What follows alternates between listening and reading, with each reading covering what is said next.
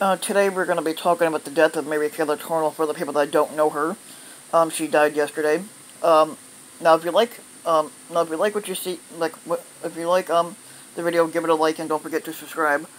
But, Mary Taylor Tornell was a suburban Washington teacher who had raped and later married her former 6th grade student who died. She died Tuesday of cancer at the age of 58.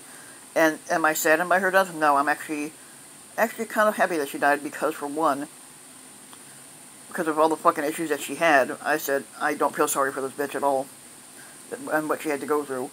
The case drew massive media attention as the Tornell, who was 34, was having sex with her then student, who was 12, Billy Vallau, and they were found in a minivan in June of 1996 in a marina outside Seattle. The Tornell would become pregnant months later from him. She pleaded guilty to one child rape in 1997 and served only a few months in prison on the condition that she would not have any further contact with Vallau. Soon after, she was caught having sex with him again and became pregnant with their second child. A judge later sentenced her to 7 years. In 2005, the Tornell and Vallau married after the Tornell's jail time was up, but Vallau filed for divorce in 2017. Her lawyer, David Gerkel, told the New York Times she died at home surrounded by her children and Vallau. But here's what to know about the case.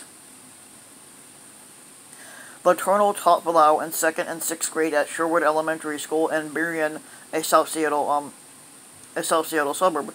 Shortly after her release from prison, the Tornell told journalist Barbara Walters in an interview that her relationship with Vallau began as what they call an emotional connection. She said, "We just bonded and we had similar interests," she said. A mother of 4, the Tornell was having trouble with her marriage when she was having sex with Vallau. The marina incident occurred in the early hours of June 19, 1996. Police found the Tornell and Vallau in the vehicle at the Des Moines Marina. The Tornell said that the boy was 18 and both denied there had been any touching. They said the Tornell was babysitting the child. However, months later, the Tornell became pregnant with their first child. The Tornell pleaded guilty to second-degree child rape in 1997, and soon gave birth to the pair's child.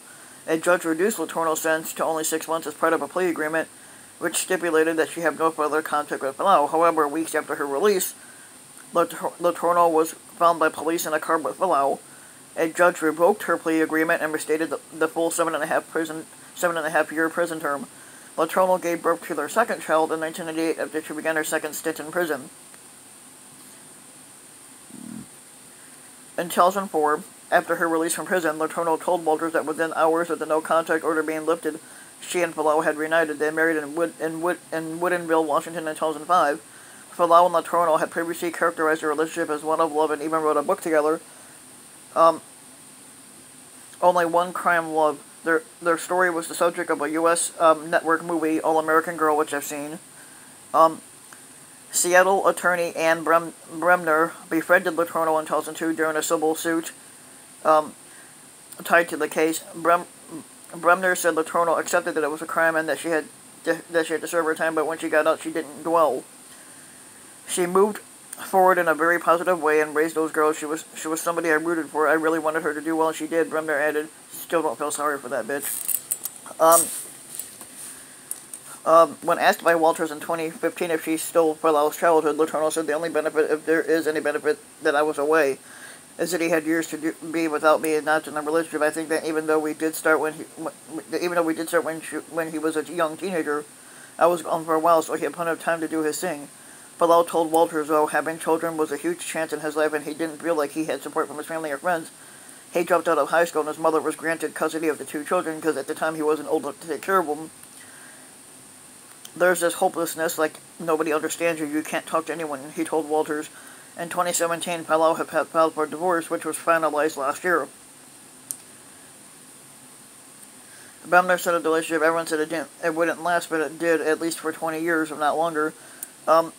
And the Tornell was the daughter of John G. Schmitz, an ultra-conservative U.S. representative who unsuccessfully ran for squatter in 1972 as the American Independent Party's candidate.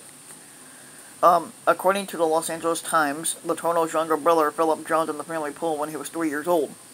There is no question that her brother's death, combined with her other traumas that Mary Kay Letourneau suffered later, contributed to the tragedy of her life today, which is what Dr. Julia Moore, a psychiatrist who evaluated Letourneau and diagnosed her with manic depression, told the newspaper in 1998. Two of her brothers also worked in conservative politics. John P. Schmitz is a former deputy counsel to the former President George H.W. Bush, and Joseph E. Schmitz, who served as an Inspector General of the Defense Department under former President George W. Bush. Joseph Schmitz is also a former executive with Blackwater Worldwide and foreign policy advisor to 45 during his 2016 campaign. Yeah, but still, she was one sick, twisted son of a bitch.